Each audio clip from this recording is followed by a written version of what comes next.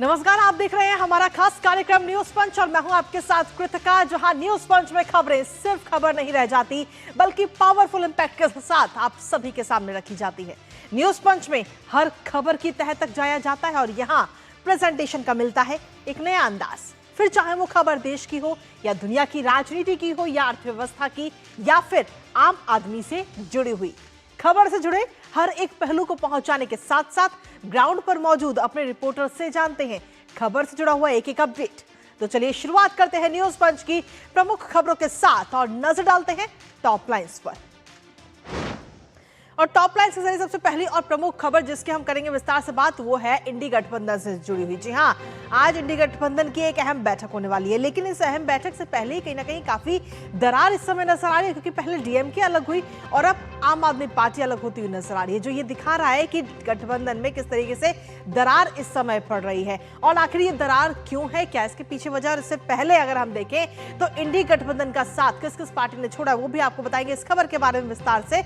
लेकिन इसके साथ ही जो दूसरी प्रमुख खबर वो भी आपको बता दें पश्चिम बंगाल से जुड़ी। जी हां, पश्चिम बंगाल जिसे अभी तक एक बड़ी योजना से दूर रखा गया है, लेकिन अब ये योजना पश्चिम बंगाल को मिलने वाली है और ये इस योजना का नाम है आयुष्मान भारत योजना। तो स्वास्थ्य का सीधा लाभ होगा। आखिर आयुष्मान भारत से किस तरीके से फायदा आम जनता को मिलेगा, बताएंगे इस खबर के बारे में भी। लेकिन इसके साथ ही जो तीसरी प्रमुख खबर वो है अंतरराष्ट्रीय जगत से जुड़ी, जहां ईरान का वार और इजराइल का पलटवार। जी हां, एक तरफ तो हम कह सकते हैं कि सीज फायर लगा हुआ है, लेकिन वहीं दूसरी तरफ अगर हम देखें तो वार पलटवार लगातार जारी है। बताएंगे इस खबर के बारे में भी विस्तार से आपको। तो चलिए शुरुआत करते हैं पहली और प्रमुख खबर के साथ। तो सबसे पहले बात करते हैं आज दिल्ली में होने वाली इंडी अलायंस की बैठक की। इंडी गठबंधन आज महामंथन करने वाला है, जिसमें तृणमूल कांग्रेस यानी टीएमसी, समाजवादी पार्टी, कांग्रेस समेत कई विपक्षी दलों के प्रमुख नेता इसमें शामिल होंगे। दरअसल अगले साल उत्तर प्रदेश समेत कुछ राज्यों में विधानसभा के चुनाव हैं और ऐसे में ये बैठक काफी अहम मानी जा रही है, जहां एक तरफ विपक्ष एकता दिखाने की कोशिश कर रहा है कि हम सभी एक साथ हैं, लेकिन वहीं दूसरी तरफ दरार भी साफ तौर पर नजर आ रही है इंडी गठबंधन में, क्योंकि डीएमके, सीपीएम और अब आम आदमी पार्टी ने इस बैठक से पहले ही किनारा कर लिया है, दूरी बना ली है, जिसकी वजह से तमाम सवाल इंडी गठबंधन को लेकर खड़े हो रहे हैं। हालांकि कांग्रेस की तरफ से यह भी दावा कर रही है कि इस बैठक में 23 विपक्षी दल शामिल हो रहे हैं, पर सवाल यह है कि क्या इंडी गठबंधन में ऑल इज वेल है। करेंगे चर्चा उससे पहले अपने सहयोगी से, और उससे पहले आपको दिखाते हैं इंडी गठबंधन का मंथन आज। तो इंडी गठबंधन का आज मंथन होने जा रहा है और इस मंथन को लेकर कांग्रेस की तरफ से ये बड़ा दावा इस समय किया गया है कि इस बैठक में 23 दल शामिल होते हुए नजर आएंगे, 23 विपक्षी दल जो एक साथ एकजुट होते हुए नजर आएंगे। लेकिन उससे पहले एक तरह से हम देखें तो कहीं ना कहीं कई जो राजनीतिक दल हैं वो दूरियां बनाते हुए भी नजर आ रहे हैं। विपक्षी कुनबे की तैयारी इस समय की जा रही है और इसके साथ ही एकजुटता की परीक्षा आज कहीं ना कहीं नजर आएगी। केंद्र को घेरने की कोशिश है, लेकिन केंद्र को घेरेंगे कैसे, क्योंकि डीएमके, सीपीएम और आम आदमी पार्टी इन्होंने तो पहले ही इस बैठक से किनारा कर लिया है। तो जहां एक तरफ ये टूट भी रहा है, लेकिन वहीं विपक्षी दल जो है वो एकजुटता और ताकत दिखाने की कोशिश कहीं ना कहीं करते हुए इस समय नजर आ रहा है। हालांकि आज जो है हर किसी की नजर इस पर बनी हुई है, क्योंकि इसके साथ ही अगर हम देखें तो आम आदमी पार्टी ने भी इस बैठक से पहले ही दूरी बना ली है और ये इंडी गठबंधन के साथ जो नाता था वो तोड़ दिया है। आम आदमी पार्टी के नेता संजय सिंह की तरफ से ये बड़ा ऐलान किया गया, जिसमें उन्होंने बताया कि आम आदमी पार्टी जो है वो इंडी गठबंधन का हिस्सा नहीं है और आज जो ये बैठक होने वाली है उस बैठक में भी आम आदमी पार्टी शामिल नहीं हो रही है। लेकिन इसके साथ ही अगर हम देखें तो ये कहा जा रहा है कि कांग्रेस के अब आम आदमी पार्टी जो है वो कांग्रेस की नहीं है, क्योंकि संजय सिंह की तरफ से ये बयान सामने है जिसमें उन्होंने कहा है कि आम आदमी पार्टी इंडी गठबंधन में आज शामिल होती हुई नजर नहीं आएगी। और इससे पहले डीएमके और सीपीएम भी अलग हो चुकी है, तो एक एक करके जो कई सारे विपक्षी दल हैं वो दूरी भी बना रहे हैं। लेकिन वहीं कांग्रेस ये दावा कर रही है कि आज 23 विपक्षी दल एक साथ एकजुट होते हुए नजर आएंगे, एकता दिखाएंगे। लेकिन क्या जिस एकता की बात कही जा रही है वो एकता वाकई इन सभी के अंदर है या नहीं, आइए आपको दिखाते हैं कि आम आदमी पार्टी की तरफ से संजय सिंह ने क्या कुछ कहा। इंडिया गठबंधन का आम आदमी पार्टी हिस्सा नहीं है, तो हमको इस पर प्रतिक्रिया दें ठीक नहीं है। इंडिया गठबंधन की बैठक में क्या आगे वो रणनीति बनाते हैं, कैसे वो आगे बढ़ते हैं, वो बताएंगे आपको। कांग्रेस जो भी अलायंस करता है उनका सोल मकसद अपने आप को मजबूत करना है। उनका मकसद देश को मजबूत करने का नहीं है, देश हित में नहीं है। कल भी हमने देखा कि किस तरह युवाओं के खिलाफ खड़े हो गए, देश के युवाओं के खिलाफ खड़े हो गए।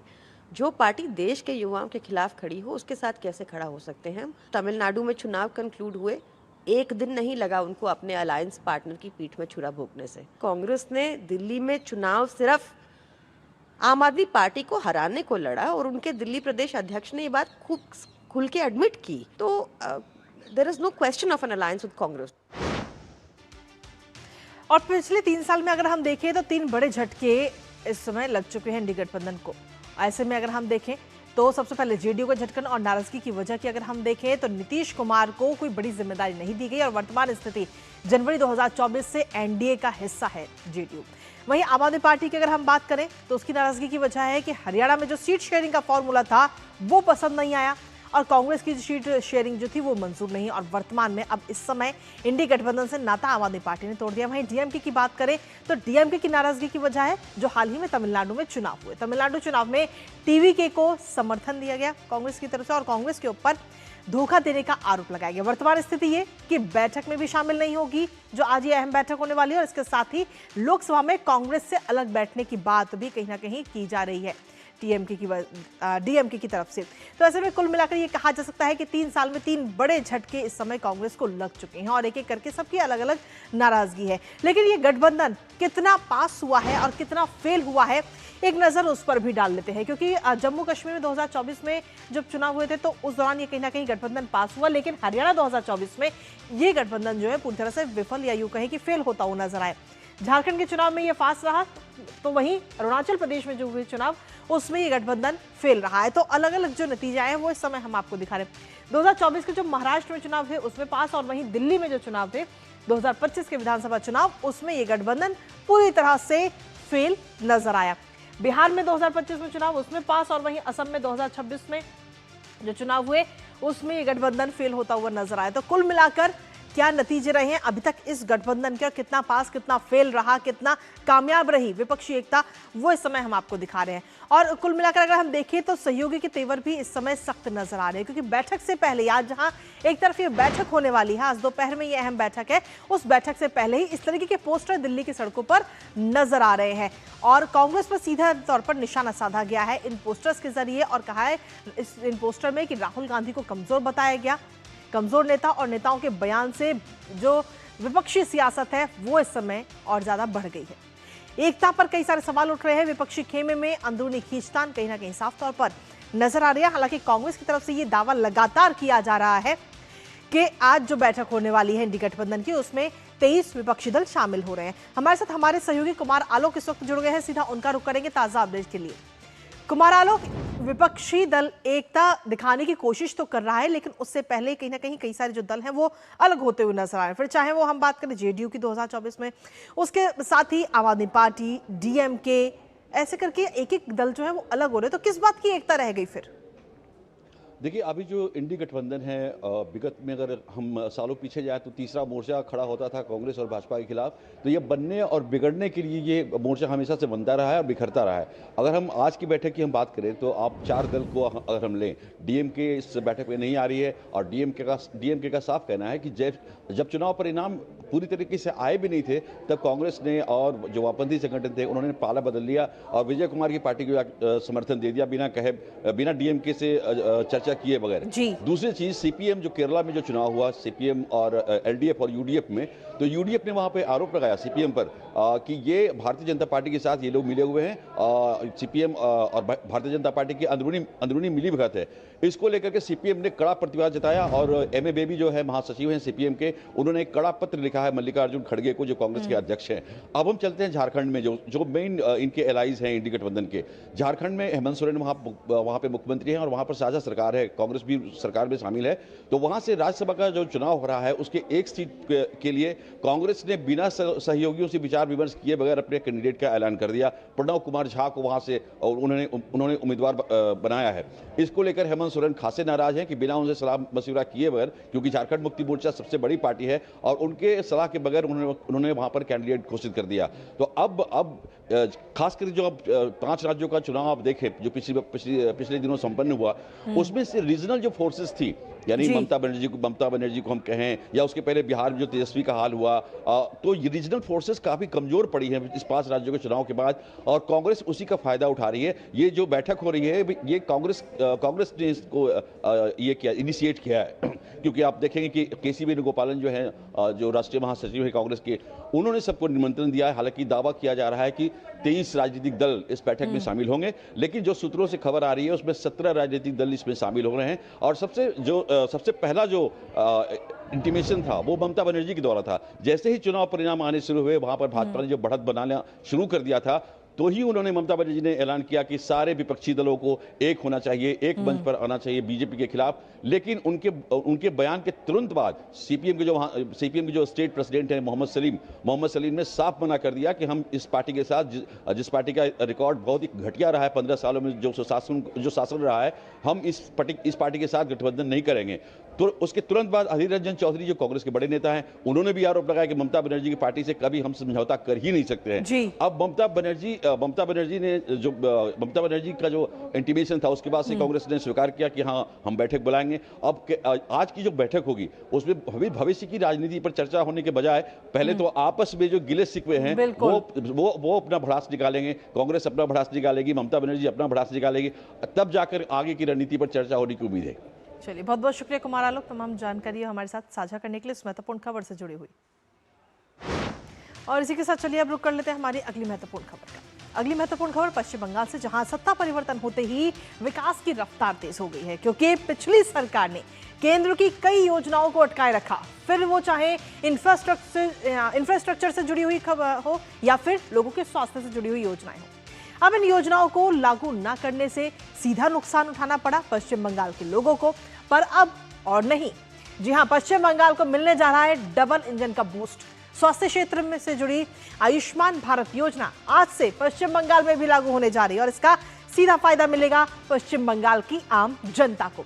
खुद प्रधानमंत्री नरेंद्र मोदी ने बंगाल की धरती से कहा था कि सिर्फ एक यही राज्य है जहां आयुष्मान योजना लागू नहीं की गई, और अब आज से बंगाल के लोगों को भी 5 लाख रुपए का स्वास्थ्य सुरक्षा कवच जो है वो मिलने जा रहा है।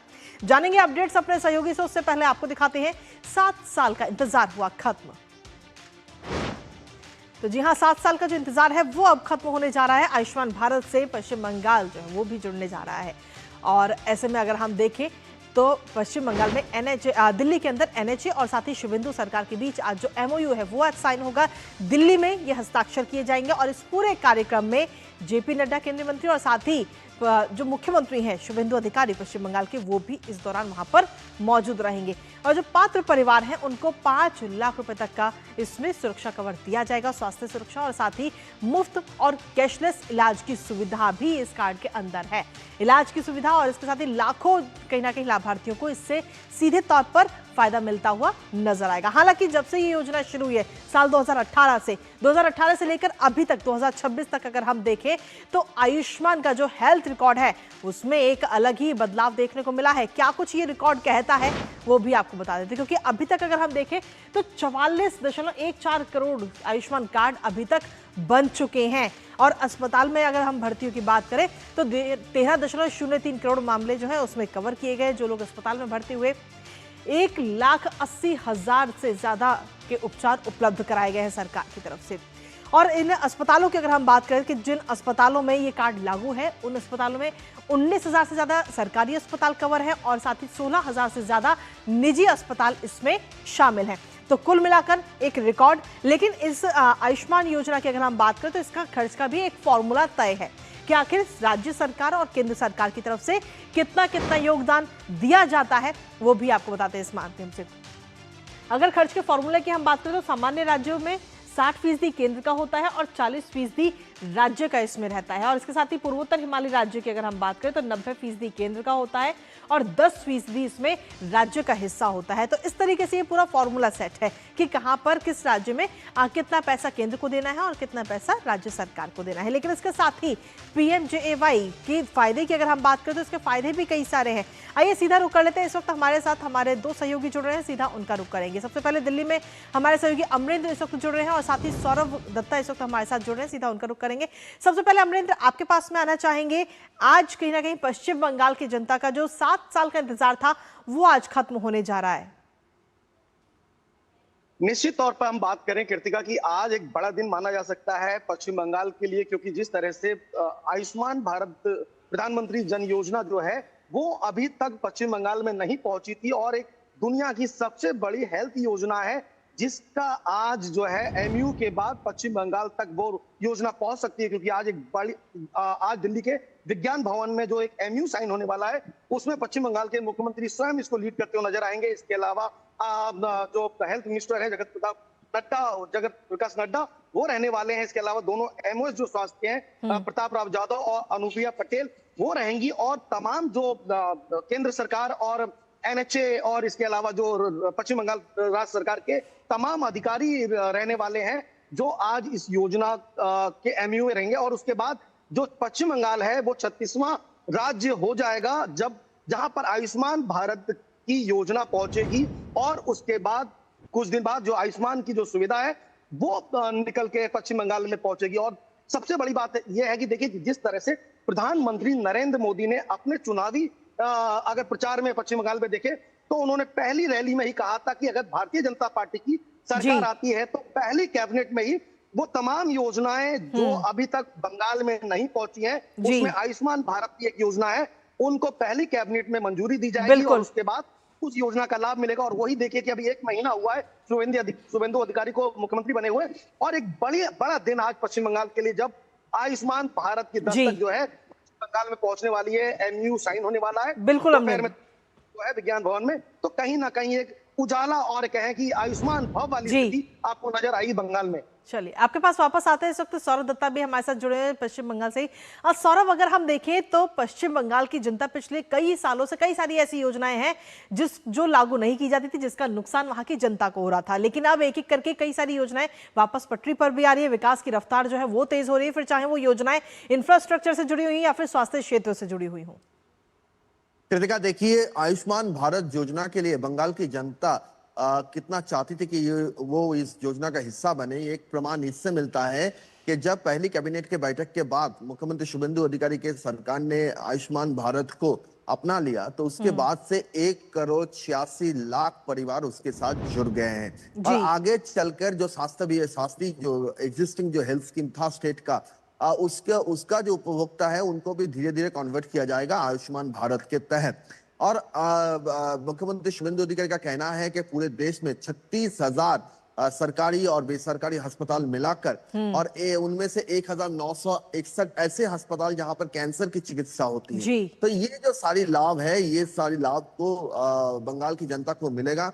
और सरकार के जो हॉस्पिटल्स है, गवर्नमेंट के जो हॉस्पिटल्स है उस पर भी थोड़ा दबाव कम होगा, क्योंकि सब सरकारी हॉस्पिटल्स जाना चाहते थे खर्चे के लिए, लेकिन अभी आयुष्मान भारत जुड़ने से क्या होगा, सेंट्रल गवर्नमेंट के जो हॉस्पिटल्स है वो भी जुड़ रहे हैं, विभिन्न राज्य के हॉस्पिटल्स भी जुड़ रहे हैं। बिल्कुल। तो इससे एक बड़ा परिसर उनके लिए जो हेल्थ के लिए जाते हैं, बीमा अपनाते हैं, उनके लिए एक बड़ा परिसर खुल जा रहा है।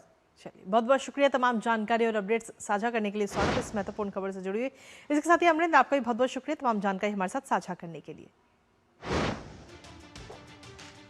और खबरों में आगे बढ़ेंगे, लेकिन उससे पहले वक्त एक छोटे से ब्रेक का है। आप बने रहिए हमारे साथ।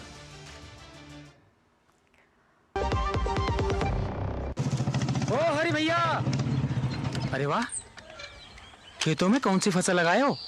12 महीने कमा कर दे ऐसी फसल। क्या? मैंने नया व्यवसाय शुरू किया है। उसके लिए पैसे? इसमें किसी निवेश की जरूरत ही नहीं। अच्छा मुखिया जी। अरे मुखिया जी नमस्ते। अरे हरी, कब आ रहे हो? आप बस चलिए, मैं पहुंचता हूं। अब मैं LIC एजेंट हूं। LIC एजेंट बनो, अब बड़ा सोचो। हमारी वेबसाइट पर जाएं या अपनी नजदीकी LIC शाखा से संपर्क करें। जब धरती चीर कर निकलता है लोहे का पत्थर और मिलता है मोंगिया के जोश से, फिर तपता है, पिघलता है और बनता है फौलाद। अब होता है सरिया सारी खूबियों के साथ। मोंगिया स्टील, मजबूत देश का मजबूत सरिया। और ब्रेक के बाद एक बार फिर से स्वागत आप सभी का। अब आगे बढ़ते हैं और रुक करते हैं हमारी तीसरी महत्वपूर्ण खबर का, अंतर्राष्ट्रीय जगत से जुड़ी हुई, जहां पश्चिम एशिया एक बार फिर से बारूद के ढेर पर खड़ा है। एक तरफ सीज फायर है और दूसरी ओर मिसाइलों की गूंज सुनाई दे रही है। देर रात हाइफा में धमाकों ने लोगों की नींद उड़ा दी। ईरान ने इजराइल पर मिसाइल अटैक कर ये साफ संदेश दिया कि जवाब मिलेगा और जोरदार मिलेगा। हालांकि इजराइल का डिफेंस सिस्टम कई मिसाइलों को आसमान में ही तबाह करने में कामयाब भी रहा है, लेकिन इन सब के बीच सवाल यह है कि क्या अब ये टकराव एक बड़े युद्ध की तरफ बढ़ रहा है। हालांकि ईरान के रिवॉल्यूशनरी गार्ड्स ने भी खुली चेतावनी दे दी कि अगर हमले जारी रहे तो अंजाम और भी खतरनाक होंगे। कुल मिलाकर पूरी दुनिया की नजर इस संघर्ष पर टिकी हुई है। तो वहीं अमेरिकी राष्ट्रपति डोनाल्ड ट्रंप लगातार तनाव कम करने का दबाव बना रहे हैं। लेटेस्ट अपडेट जानेंगे अपने सहयोगी से, उससे पहले आपको दिखाते हैं ईरान इजराइल में टेंशन हाई। तो जी हां, आपको बता दें कि ईरान और इजराइल में इस समय काफी ज्यादा टेंशन है। ईरान की तरफ से इजराइल पर यह हमला भी किया गया है। एक तरफ हम देखें तो सीज फायर और धमाकों से हाइफा जो शहर है वो पूरा गूंज गया है। इसके साथ ही आपको बता दें कि हाइफा शहर के अलावा इस हमले में क्षेत्र को लेकर के काफी तनाव है और इजरायली डिफेंस सिस्टम ने बचाव भी किया है और आसमान में ही कई मिसाइलों को नष्ट कर दिया है। 8 अप्रैल को हुए सीज फायर को कहीं ना कहीं कहा जा सकता है कि एक बड़ा झटका है इजरायली हमले के जवाब में। हालांकि कार्रवाई भी इस समय की गई है, ईरान की तरफ से भी लगातार कार्रवाई इस समय की जा रही है। पूरा वार पलटवार इस समय जारी है, जहां आपको बता दें कि रिवॉल्यूशनरी गार्ड्स की अगर हम बात करें तो वो इस समय एक वार्निंग देते हुए भी नजर आए हैं। रिवॉल्यूशनरी गार्ड्स की अगर हम बात करें तो उन्होंने ये वार्निंग दी और कहा है कि अगर ये हमले जारी रहे तो कहीं ना कहीं चेतावनी दी है इसको लेकर और ईरान पर स्ट्राइक के गंभीर परिणाम होंगे, ये बात उनकी तरफ से कही गई। दक्षिणी लेबनान बैरूत पर ये हमले जो लगातार हो रहे हैं उन्हें बंद किया जाए, तो रिवॉल्यूशनरी गार्ड्स की तरफ से ये वार्निंग दी गई है और ईरान पर स्ट्राइक के गंभीर परिणाम होंगे, ये बात कही गई है। लेकिन वहीं इसके साथ ही आपको ये भी बता दें कि इजराइल ने भी एयर स्ट्राइक की है और ईरान के जो सैन्य ठिकाने हैं वहां पर ये अटैक इजराइल की तरफ से किया गया है। इजराइल ने यह अटैक किया है और ईरान के सैन्य ठिकानों पर अटैक, जहां तेहरान समेत 2 शहरों में ये विस्फोट हुए हैं। लेकिन वहीं एक तरफ अगर हम देखें तो अमेरिकी राष्ट्रपति डोनाल्ड ट्रंप जो है वो हमले रोकने का दबाव भी लगातार बनाते हुए इस समय नजर आ रहे हैं। आइए अब आपको दिखाते हैं कि आखिर ईरान के इजराइल पर हमले की कुछ तस्वीरें इस समय सामने आई हैं कि आखिर किस तरह से देर रात हाइफा शहर जो है वो वहां पर ये धमाके सुनाई दिए हैं। तो ये तस्वीरें इस समय हम आपको दिखा रहे हैं। धमाकों से हाइफा शहर गूंजा और मिसाइलों की ये बौछार की गई है। तो पश्चिम एशिया में एक बार फिर से टेंशन हाई हो चुकी है। देर रात हाइफा दहला है और वहां पर मिसाइलें, हालांकि एक तरह से हम देखें तो कई मिसाइलों को हवा में ही नष्ट भी किया गया है। तो ये तस्वीरें इस समय हम आपको दिखा रहे हैं, कल देर रात की ये तस्वीरें। हमारे साथ हमारे सहयोगी अखिलेश सुमन इस वक्त जुड़ गए हैं, सीधा उनका रुख करेंगे। अखिलेश, एक तरफ सीज फायर और वहीं दूसरी तरफ ये हमले, कहीं ना कहीं सीज फायर की जो बात थी उसको एक झटके के तौर पर इस समय देखा जा रहा है, क्योंकि इस समय पूरी दुनिया की नजर पश्चिम एशिया में जो हालात हैं उन पर बनी हुई है। देखिए, निश्चित तौर पे अभी जो ईरान पे 28 फरवरी को जो हमला हुआ था अभी इजराइल और अमेरिका की तरफ से, उसके बाद तकरीबन इजराइल जो है वो ईरान पर हमले से बच रहा था। का ही ईरान के खिलाफ जो भी हमले वो कर रहा था। इजराइल का पूरा ध्यान था लेबनान हिजबुल्लाह अटैक कर रहे थे, लेकिन बाद में जब ईरान ने कुछ ऐसी शर्तें रखी कि जिसमें कि इजराइल के हमले रोके जाएं, हिजबुल्लाह के ऊपर लेबनान में रोके जाएं, तो ये बातचीत हुई, डोनाल्ड ट्रंप की मध्यस्थता में बातचीत हुई और उसके बाद लगा कि इजराइल और हिजबुल्लाह के बीच में जो लड़ाई है वो लड़ाई बंद हो जाएगी। लेकिन ऐसा हुआ नहीं, लगातार लड़ाई चलती रही और उसके बाद ईरान ने जो है वो कल हमला किया इजराइल पे, और इजराइल पे 3 जगहों पे हमला हुआ है, जिसमें कि तेल अवीव के इलाके भी हैं, जेरूसलम के इलाके हैं और भी एक जगह है। तो निश्चित तौर पे ये जो है एक नई स्थिति बनी है, जबकि ईरान और इजराइल दोनों आमने सामने अब लड़ाई में आ गए हैं। और अभी तक जो है अमेरिका यह कहता रहा था कि इजराइल इस लड़ाई में नहीं शामिल हो। अभी भी कल डोनाल्ड ट्रंप ने फिर बात की है जो इजराइल के प्रधानमंत्री है बेंजामिन नेतन्याहू से, और उन्हें है कि आप इस हमले में न पड़े, लेकिन निश्चित तौर पे मुझे नहीं लगता कि ये बेंजामिन नेतन्याहू रुकेंगे, क्योंकि ईरान अगर हमले करेगा तो इजराइल हमला करता है, और इजराइल अगर हमले करेगा तो ईरान हमला करता है। एक चेन रिएक्शन होता है। और डोनाल्ड ट्रंप ने भी कहा कि ये 47 साल पहले तक जो स्थिति बनी थी, उसके बाद की जो स्थिति लगातार बनी थी, उसी स्थिति की तरफ लगातार ये जो है वो वेस्ट एशिया बढ़ रहा है कि एक हमले के बाद दूसरा हमला, दूसरे हमले के बाद फिर तीसरा हमला, इस तरह से हमले का चेन, अब एक नया चेन शुरू हुआ है इजराइल और ईरान के बीच में। हालांकि ईरान ने फिर इसके बाद भी एक घोषणा की है कि वो सिर्फ इजराइल पे हमले नहीं करेगा, बल्कि वो अमेरिका की जो एसेट्स हैं, अमेरिका के जो बेसेज है पूरे जो वेस्ट एशिया में, उन बेसेज पर भी हमला करेगा। तो निश्चित तौर पे अमेरिका के लिए एक नया सरदर्द है कि जब वो वार में नहीं है सीधे सीधे, उस समय भी उनके बेसेज पर हमले हो रहे हैं, और जब वार में है तब भी उनके बेसेज पर हमले हो रहे हैं। अब देखना है कि बेंजामिन नेतन्याहू डोनाल्ड ट्रंप के कहने पे मानते हैं, संयम रखते हैं या नहीं रखते हैं, क्योंकि जो नेतन्याहू का पूरा जो पूरी रणनीति है वो लगती है कि लेबनान का जो दक्षिणी इलाका है, साउथ लेबनान, उस इलाके को एक बफर जोन के रूप में तब्दील करना, ताकि लेबनान की तरफ से इजराइल पे हमले नहीं हो। लेकिन हिजबुल्लाह इस बात के लिए लगता नहीं है कि तैयार है, और ईरान नहीं चाहता कि हिजबुल्लाह पे ज्यादा देर तक दबाव बने। इससे ईरान की अपनी जो रणनीति है, वो वहाँ की इलाकाई रणनीति, उस इलाकाई रणनीति में ईरान को लगातार लग रहा है कि उसे घाटा हो रहा है। तो निश्चित तौर पे एक लड़ाई एक नए दौर में पहुंच गई है, और ये ज्यादा कठिन और ज्यादा कॉम्प्लेक्स हो गई है। चलिए, बहुत बहुत शुक्रिया अखिलेश, तमाम जानकारी और अपडेट्स हमारे साथ साझा करने के लिए, उस महत्वपूर्ण खबर से जुड़ी हुई, और लगातार इस पर अपनी नजर बनाए रखिएगा। और इसी के साथ फिलहाल न्यूज़ वन से मुझे हमारी पूरी टीम को दीजिए अनुमति। दोपहर 2 बजे फिर होगी आपसे मुलाकात। तब तक के लिए नमस्कार।